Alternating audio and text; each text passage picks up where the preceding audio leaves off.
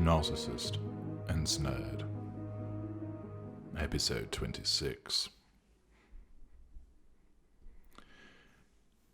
It was the following Tuesday, and Wynne was driving Ashleigh back to her village so she could see her children. She and Peter had agreed, when he had moved out, that he would take the children from a Sunday morning through to a Tuesday evening. She had not heard anything from him, but assumed that they would be at the house with Sarah, and she was looking forward to seeing them. On the Sunday that had just passed, Wynne had collected Ashleigh in the mid-afternoon. They had driven to the nearby garage and inspected the damage to the car. It was something of a mess, with one side heavily dented, the front bumper twisted, and the engine grille was lopsided too. After this, they headed to Wynne's house. Ashleigh had talked about the accident in quite a matter-of-fact manner, and Wynne remained surprised by her almost glacial response to it. "So, did you actually get to Peter's on that Saturday night?" he had asked as they drove to the city. "Oh, yes. I've forgotten to tell you all about this.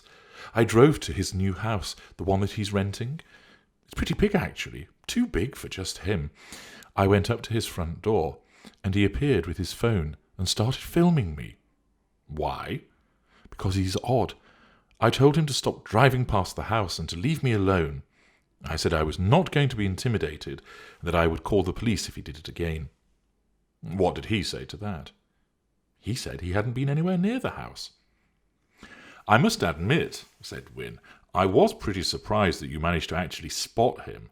The view of the road from the window and the stairs isn't great. If you're walking up the stairs, you'll only be looking out of it for a split second, and he'd have to be driving past at the exact same time." "Oh, I always pause there," said Ashleigh, "and look, because I know that he drives by." "Right, I see," said Wynne, but he wasn't entirely convinced.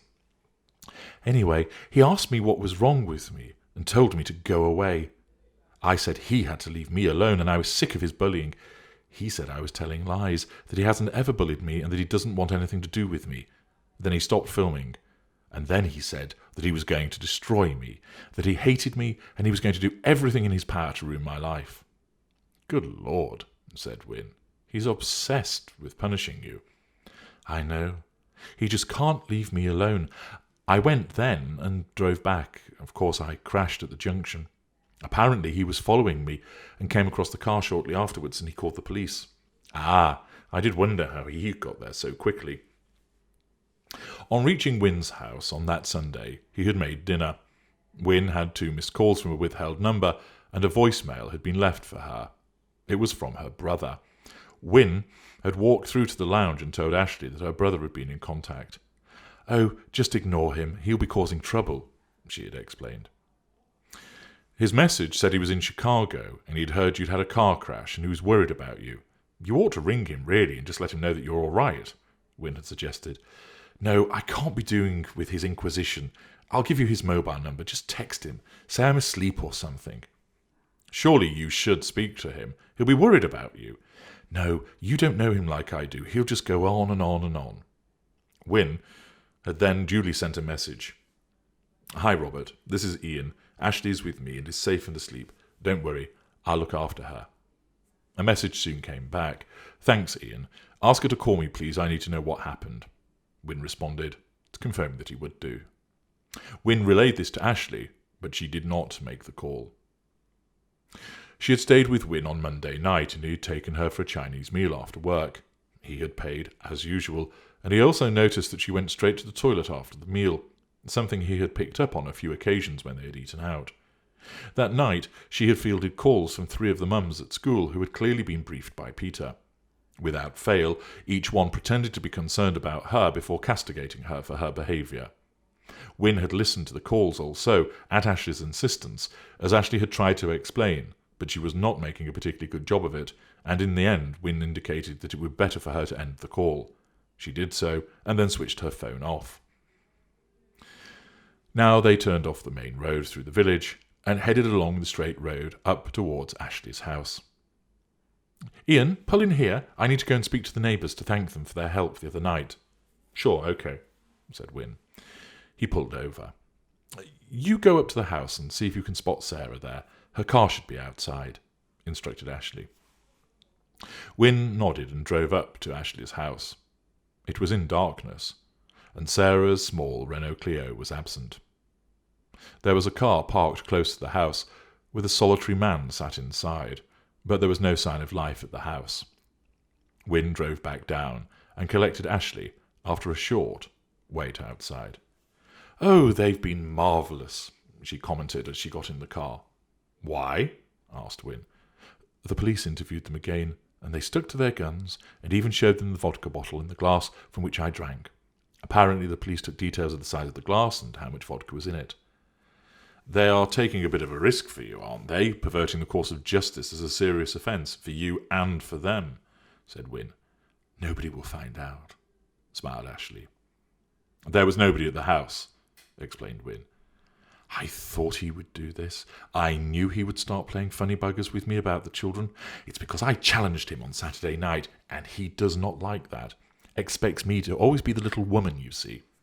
"Well," said Wynne, "there's certainly nobody at the house. The lights are off, and Sarah's car isn't there. I suppose they might not have got there yet," suggested Wynne. "It's 7:30, said Ashleigh. "They should be there." Wynne drove back up to the house and parked on the drive. As they both got out of his car, they heard a car door open behind them. The man who had been sat in the unremarkable saloon vehicle got out and walked up to Ashleigh. "Ashleigh Havenia?" he asked. "Yes, that's me." "I am to serve you with these documents," he answered, and passed her an envelope. "What is it?" asked Ashleigh. "The accompanying letter explains," replied the man, and he turned away. Ashleigh stood for a moment and then turned to the house. "What is it?" asked Wynne. "I don't know, some document or something. Maybe something to do with the divorce." "Surely that would go to your solicitor?" asked Wynne. "Let's see." Ashleigh opened the front door and turned on a lamp. She put her bag on the console table and put down her keys before opening the envelope. She slid several documents out, and then stood reading them for a few moments. "Oh, God!" she let out a cry, and then a wail of torment, as she dropped to the floor, letting the papers slide across the tiles. "What is it?" asked Wynne, darting forward. "He's taken the children off me," said Ashleigh, before she started crying. "He's done what?" asked Wynne. "He's done it. He always threatened to, and now he has." Wynne stood over Ashleigh as she lay sprawled across the floor, her mass of blonde curls shrouding her tearful face. Her body occasionally heaved with the exertion of a sob. "Come on, let's get you up," said Wynne. He lifted the sobbing Ashleigh up and moved her through to the settee in the living area. "How could he do this to me? How could he? I've done everything for those children. He knows that." "I don't know, Ashleigh. The man's a lunatic. He seems to want to stop at nothing to hurt you." "Oh, I know. He's determined to crush me." Wynne returned to the hallway and gathered up the papers as Ashleigh's howls and cries echoed through the house. Wynne stood and reflected at how this house had seemed so plush and comfortable that first time he came to it in October. Everything was in place. It was tidy and was looked after. Now it was half a house. Much of its furniture and ornaments had been removed. A large gap now where the huge television had once stood. One of the rooms was completely empty, save for a rug and some of Christopher's toys. Wires still dangled from where the speakers for the surround sound system had been plucked. Not even the bustle of the children. Now even the bustle of the children had been sucked from it. It was becoming more and more of a shell. Wynne walked back to where Ashleigh sat shaking, her head in her hands, and he sat, one hand rubbing her back, the other holding the papers which he read through. Carefully, he digested a letter from Peter's solicitors, a court application, a court order, a notice of hearing, and a witness statement from Peter. Ashleigh just sat crying. Wynne finished his reading and waited until she sat up. "The bastard. The fucking bastard. I'm going to go for him now after he has done this. He promised me that he would take them, and now he has. That's it. The gloves are off. How dare he do this to me? I am their mother. They need me. They don't need him. Jesus, he will have his parents down there now helping him out, and probably mine too. He's no idea how to look after those children. He's useless, Ian. He's useless. Absolutely useless. They'll all be clucking around him just how he likes it, the centre of attention." The upset, Wynne noticed, had now gone, and was rapidly replaced by naked fury. "Do you want to read it?" asked Wynne, offering the papers. "No, it'll be lies anyway. Tell me what it says. I just read the letter from his arsehole solicitors and nothing more." "Okay," said Wynne. "He has obtained a prohibited steps order, which means you must not go near the children or try and contact them in any way until further court order." "How can he do that? They are my children. I don't have to do as he says. If I want to see my children, I will. Who do they think they are, telling me what I can and cannot do around my children? Who granted such a stupid order? They'll be facing a complaint, that's for sure." "Ashleigh, it's a court order," explained Wynne. "It says here that if you breach it, you'll be committing a contempt of court, and you may be sent to prison. You've just spent some time in a police cell, for God's sake. You don't want to end up going to prison as well." "Ha! Let them try. They don't send people like me to prison. I'm not the type. They will listen to me and realise what a liar he is." "What else?" she fumed. He's made an application, which is to be heard this Friday in Toniton County Court." "An application? What for?" asked Ashleigh.